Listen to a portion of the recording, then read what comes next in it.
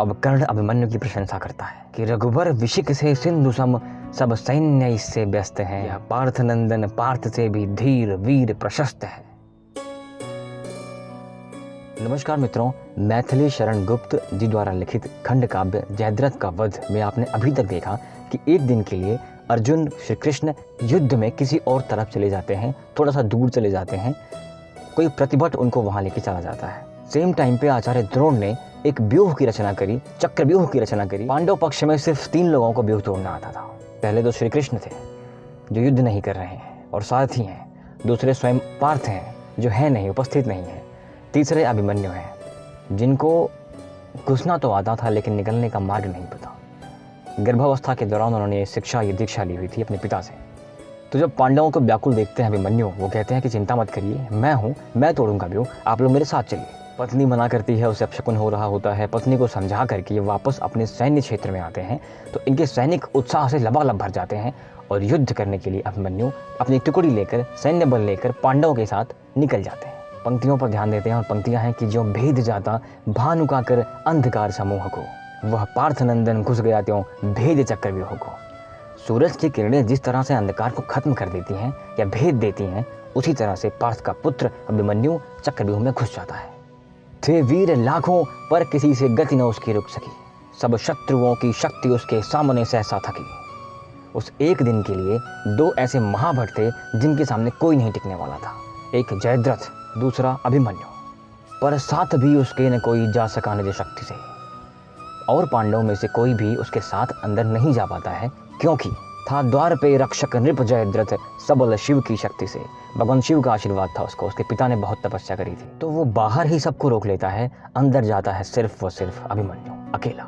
जयद्रथ के बारे में एक पंक्ति है कि अर्जुन बिना उसको न कोई जीत सकता था कहीं। उस दिन अर्जुन के अतिरिक्त किसी में इतना सामर्थ्य नहीं था कि उसका वध कर सके थे, किंतु इस संग्राम में भवितव्यता वशवे नहीं। जो भावी होती है, जो होनी होती है, उसे कोई टाल नहीं सकता, और एक भावी आज होनी है, वो भावी का नाम है अभिमन्यु का वध। और इस भावी की वजह से भगवान उनको कहीं और लेके चले जाते हैं, क्योंकि जो होना है वो तो होगा। अब जब अभिमन्यु प्रवेश करते हैं अंदर, तो कर्ण का एक भाई उनके सामने पड़ता है, युद्ध करता है।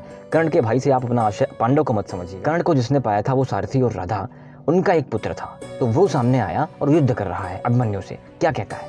तब विदित कर्ण कनिष्ठ भ्राता बाण बरसा कर बढ़े, रे खल खड़ा रह वचनियों कहने लगा उससे खड़े। अभिमन्यु ने उसको श्रवण कर प्रथम कुछ हंस भर दिया। अभिमन्यु उसकी बातों को सुनकर सिर्फ हंस देते हैं और फिर एक शर से शीघ्र उसका शीश खंडित कर दिया। पहले बात सुनी और उसके अगले ही बाण पे शीश खंडित, वध। यों देख मरते निज अनुज को कर्ण अति शोभित हुआ। कर्ण अपने भाई को मरता हुआ देख के बहुत क्रोध में आता है। संतप्त स्वर्ण समान उसका वर्ण अति शोभित हुआ, वह क्रोध में लाल हो जाता है। सौभद्र पर 100 बाण छोड़े जो अतीव कराल थे, उसने अभिमन्यु पर एक साथ 100 बाणों की वर्षा कर दी। अतः बाण थे या वे भयंकर पक्षधारी ब्याल थे। अर्जुन तनय ने देखो उनको वेग से आते हुए, खंडित किया झट बीच में ही धैर्य दिखलाते हुए। जब कर्ण एक साथ 100 बाणों की वर्षा कर देता है तो अभिमन्यु ने धैर्य दिखलाते हुए उनको काट दिया, और उसके बाद अभिमन्यु कर्ण का चाप धनुष काट देता है। और कर्ण का ये अपमान देख करके दुर्योधन का पुत्र लक्ष्मण समक्ष आता है युद्ध करने। लक्ष्मण और अभिमन्यु की उम्र ऑलमोस्ट सेम थी।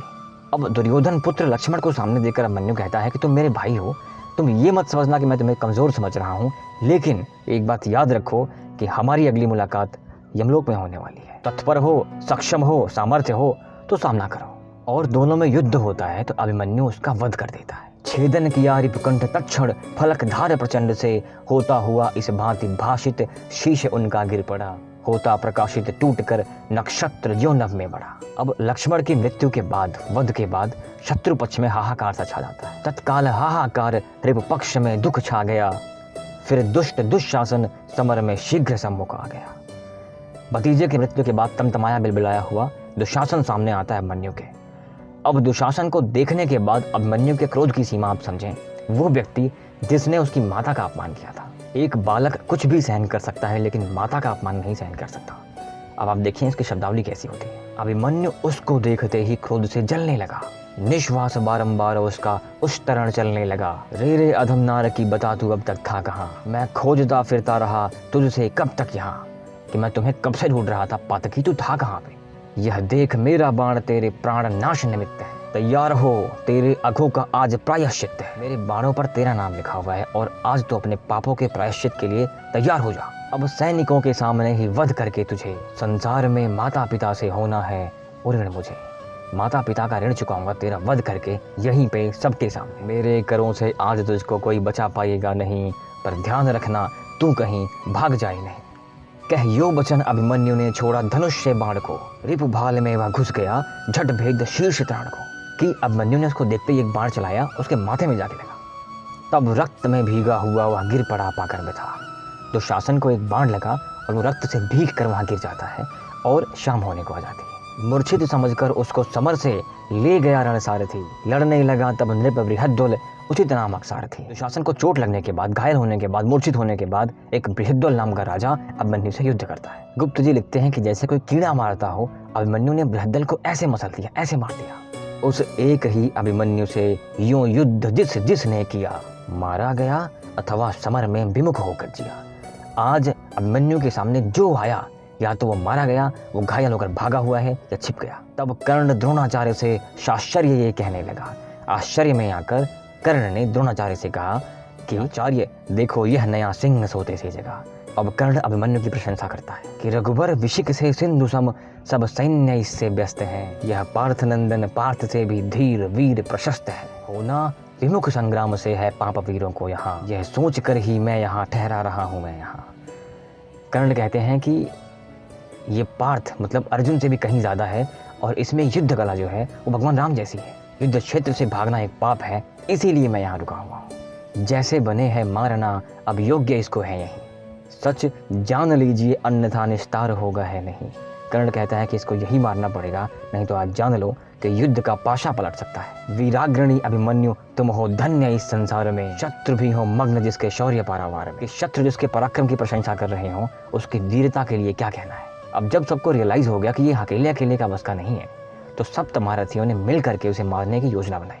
सप्त महारथी कौन है? तब सप्त महारथियों ने वहां रत हो महादुष्कर्म में मिलकर किया आरंभ उसको विद्ध करना मर्म में।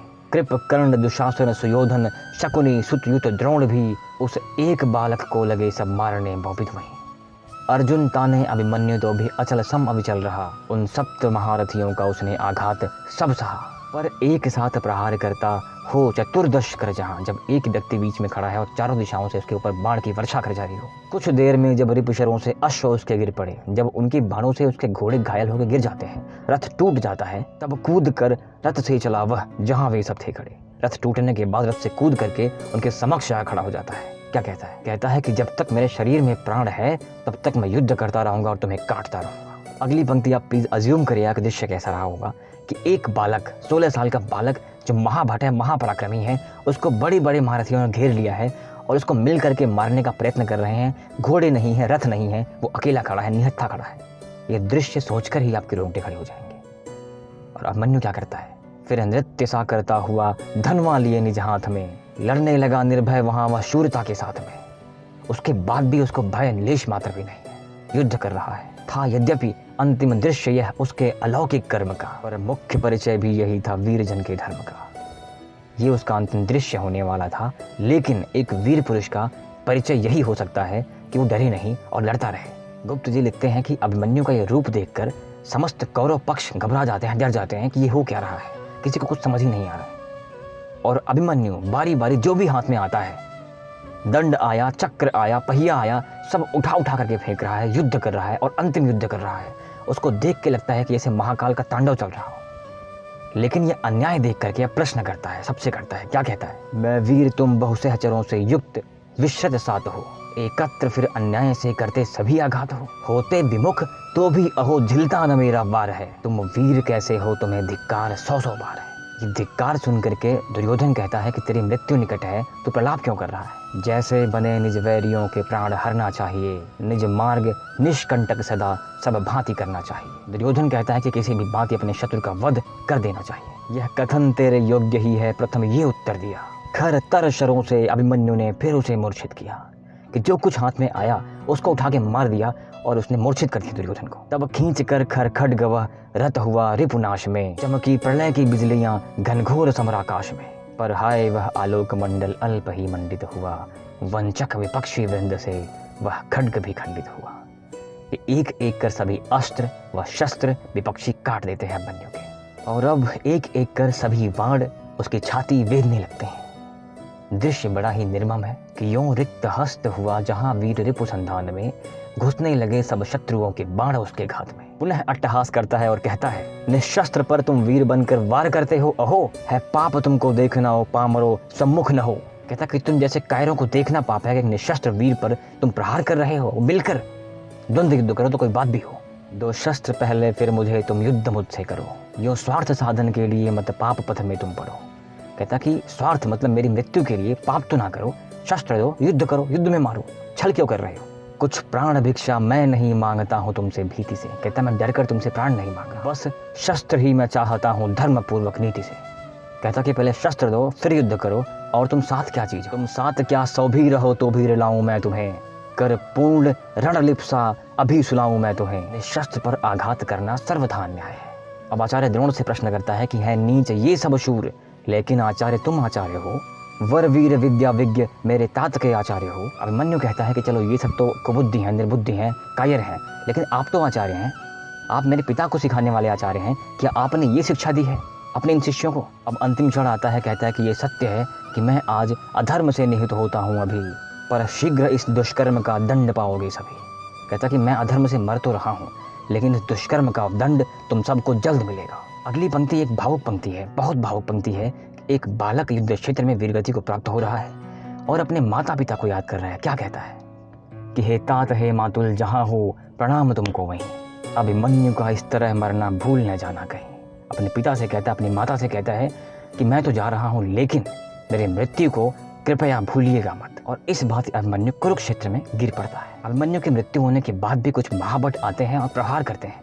कोई तलवार से मारता है, कोई गदा से मारता है, कोई शीश कुचल देता है। एक दुर्दांत योद्धा का यूं अपमान पूर्वक मृत्यु। अब कल मिलते हैं अर्जुन की क्या प्रतिज्ञा होती है, अर्जुन क्या करता है।